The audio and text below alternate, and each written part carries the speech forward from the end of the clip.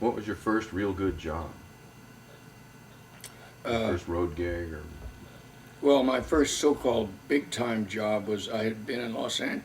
After I graduated from UCSB, I went down to a school called the Westlake School of Music, which is right on the corner of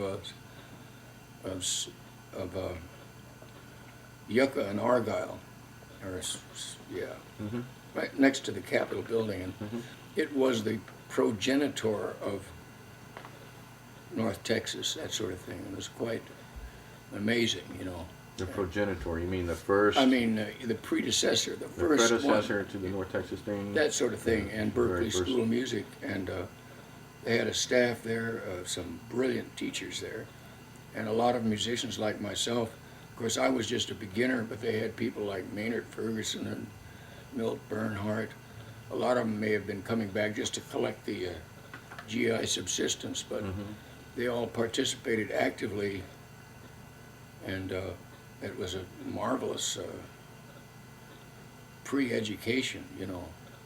Was the place crawling with pretty good players, and they were all enthusiastic? Yeah. And it was like a hotbed kind of thing? For its time, and I remember we had real pros, as I said, like Maynard and a number of others who guided us, and we had some great writers. A guy named Bill Holman wrote yeah. I played the first chart he ever wrote. You know. did.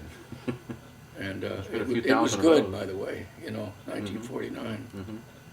And Bob Grittinger, I don't know whether you've heard of that name. He That wrote one I City did. of Glass for Stan Kenton. He was Oh, really outside writer, Mhm. just amazing. I know that album. And teachers like Russ Garcia, I don't know, he was a film writer for a long time. He wrote that book that taught Oh, everyone you're how to familiar, write. yeah. Oh, yeah, I read I that. was thinking in the paper about him, by the way. His house, I didn't realize how successful he was. He was really a quiet guy.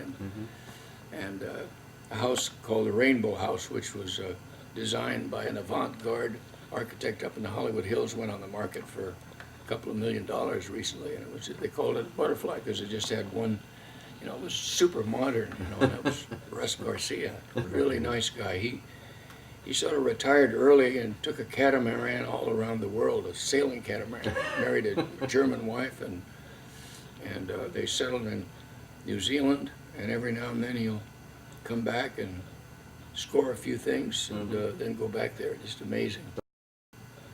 Came to town, he did his thing, and he ended up retiring and sailing around the world. Huh? Yeah, he's just free to come and go. It's an ideal existence. Uh-huh.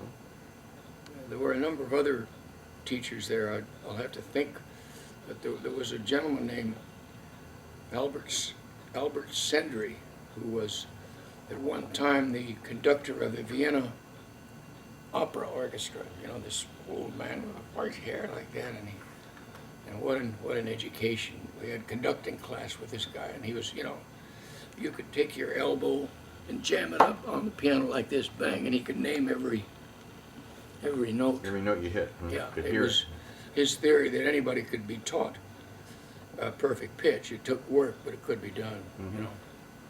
And yet, despite the fact he said the true love of my music is the waltz, but he would have people like Ernst Krenek come in and lecture us and play music for him. So he was a man of tremendous broad interests, and things like that kind of work on your brain.